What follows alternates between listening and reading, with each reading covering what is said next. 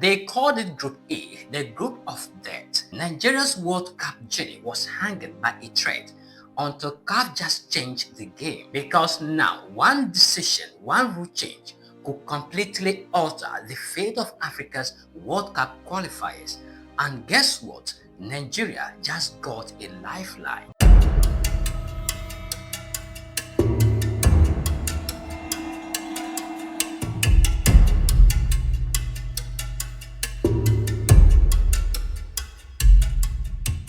But what happened? Why did CAF suddenly rewrite the rules in the middle of the qualifiers? And how does Eritrea's shocking withdrawal play into this twist? Stay with us because what you are about to hear could reshape Africa's road to the 2026 FIFA World Cup. You are watching First Africa Voice, where we tell Africa's stories raw, real, and without filters.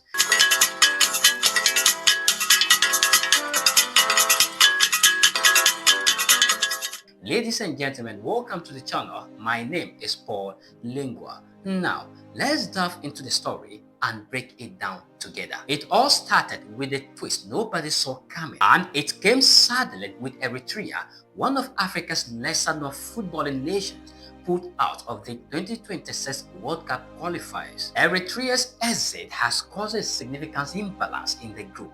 The Group E, which includes Nigeria, South Africa, Rwanda, Zimbabwe, and Lesotho, sadly had only 5 teams instead of 6. That imbalance meant one thing: unfair competition. Other groups still had 6 teams, giving them more chances to earn points and improve their ranking. In short, Nigeria's World Cup dream could have been decided by mathematics, not football. But CAF wasn't going to let that happen.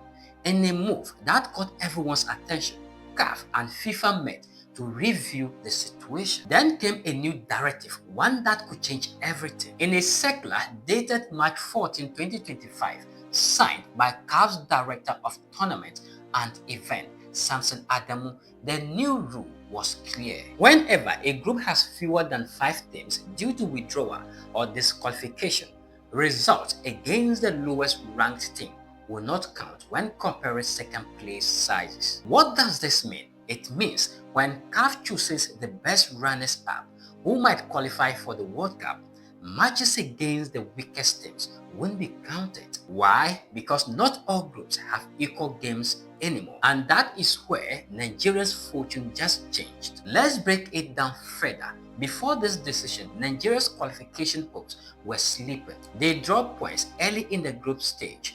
Unexpected draws, missed chances, mounting pressure from fans. But now, with the new adjustment, Nigeria's standard as a potential best second place team just got stronger. They no longer have to worry about other groups having extra matches that inflate their points. If Nigeria finishes second, they could still qualify for the World Cup, even if another team technically earned more points, because CAF will level the playing field by removing results against bottom teams. For the Super Eagles, this isn't just good news, it is a revival. CAF's new rule isn't only about Nigeria, it is about fairness, a principle often missing in African football. In a continent where political issues, stadium bans, and financial troubles sometimes affect qualifiers, CAF's decisions aim to protect balance and integrity. But let's be honest, every rule change in African football comes with debate. Some say CAF is bending rules for big nations. Others argue it is the only fair way to maintain competition after Eritrea's exit. Whatever the case, the 2026 World Cup qualifiers just got more unpredictable. And for teams like Nigeria, South Africa, and Ghana, every goal from here on matters more than ever. Now, the bigger picture. For Africa, the 2026 World Cup to be hosted across the US, Canada, and Mexico represent more than football. It is about pride, representation, and rewriting the global narrative. But the road is brutal. And this latest change proves even administrative decisions can shift who gets to represent the continent. South African fans are already debating online. Some claim this rule favors Nigeria, others applaud CAF for fixing an obvious gap. Meanwhile, smaller nations fear this will make it even harder to be counted among the best runners-up. But as the dust settles, one thing is clear: Nigeria is back in the fight.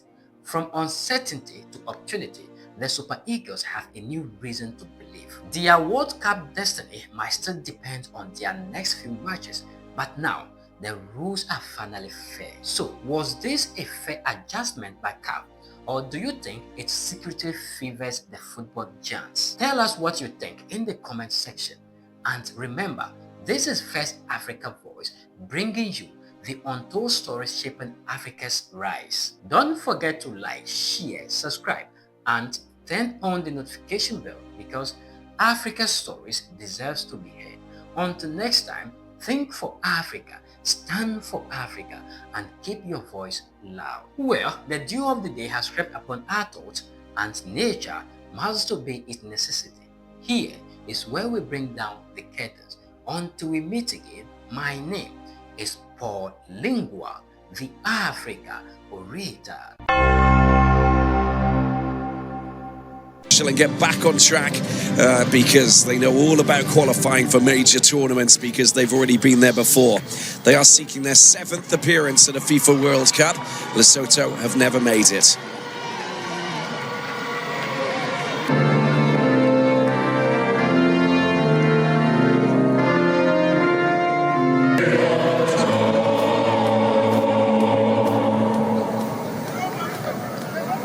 Anthem. There he is, the captain, William Troost-Ekong for Nigeria. Also welcome back Victor Osimhen. He missed the South African. The Super Eagles get the game underway. And with Ademola, lots of space here. The pitch looks pristine out here today. Through ball, and that's a decent through ball that is to Osimhen. Picks it up with loads of space on the left-hand side. Eric, over to the right-hand side. Here's Moses Simon cutting inside. Look at the fancy footwork to Calvin Bassey. Onyemaechi, that's a good through ball. Alex Iwobi tries to get past the goalkeeper. He's still got the ball at his feet, but gets a touch off Sakoane. Is Iwobi. There's the, it's taken Dender in Belgium. Picks up, there's the high ball, far post, Osimhen trying to get on the end of it. It's a downward header, look at that. I mean, that was, this is dangerous, this is, with Simon. There's the big lofted cross, it's Osimhen, tries to get the ball back. It's an opportunity for a shot, it's struck directly off Bassey. Picked up, and another shot this time coming in from the right-hand side from Tebang Malani, that drilled in, that's a decent ball. Now Lookman, can he get his crossover? Is swatted away there by Sakoane. Frederick out wide. Moses Simon. The delivery comes over. Little touch there, but the touch. See? Calvin Bassey, and the ball comes out to the right side. There's a chance for a delivery. It does come over. It's a little bit too high, but there's danger. And Lesotho for Sarah Motabang. But look at these running lines. Onside, no is the answer to that. And Taranso picked up by taller. That's a decent ball. Lookman. There it is. It's Osimhen. It's not a great attempt at an overhead from Victor. Leaves it for this man here, Onyemaechi. He'll get a delivery. It comes over. That's a great header just outside. Back to Frederick. A little bit more movement. Osimhen. Yeah, there's the delivery. It goes over. It's into the chest. A chance for him to get there. With Portugal and Spain. Last few seconds of the first half, Lesotho. Moses Simon has switched with Ademola Lookman. Goes left. The Paris FC man wins a giant. Victor Osimhen. Let's see where this is going to go. Alex Iwobi's there. Calvin Bassey as well. There's the delivery. Lesotho 0, Nigeria 0. Shell has had a few moments to discuss a few things with his player. Nigeria from scoring. Now, as we get the second half underway here, Nigeria pushing forward constantly, just done in Rwanda and Benin and Zimbabwe and South Africa as it stands. High ball over the top, and there's the from Osimhen. Otherwise, he could have been away. Matlabe. And the goalless between the other two They're the four teams, the two. There's the delivery. Osimhen does really well. Kadari just... Moses Simon, delivery into the penalty box. There's a little touch there. Frederick. A little bit of support from Lookman. Lookman goes the other way, deals with his man, gets the ball across. Very close there for Kadari, the goalkeeper and the defender. Just unable experience. Moses Simon dispossessed into the midfield. Too fast and furious for Tabanso to the two leaders, Benin and South Africa. There's the delivery. It's headed away at the front post. It's still around. The shot comes in from Moses Simon. It's a penalty. And it's been handball. William Troost-Ekong for Nigeria with that right foot of his. He drills it into the corner. Nigeria take the lead. A perfectly taken spot kick for the captain of this Nigerian team. The Super Eagles are celebrating, and such an important goal. And it comes at the start of the second half. The corner. And carried forward there by Frederick. He's going on a bit of a wander there. Oh, that's not the right pass, is it? As well, just using his partner in crime up front. Lookman, the ball comes before it comes across. It's drilled away. Long range shot. It's a rasping drive there from Alex Iwobi. Thought he was going to go for the long-range shot. That's a great ball over to the left-hand side. Adams, can he get a shot in? There's your goal, the second. And then comes from Adams on his debut. Fantastic pass from Victor Osimhen. And a sublime finish there from Adams. I mean, the Sevilla man. Crocodiles are hungry. And the goal scored there from Kalaga. He's only just come on, the substitute. And what a mishap that was from Stanley Nwabali in his defence. He pushes it away. But straight in.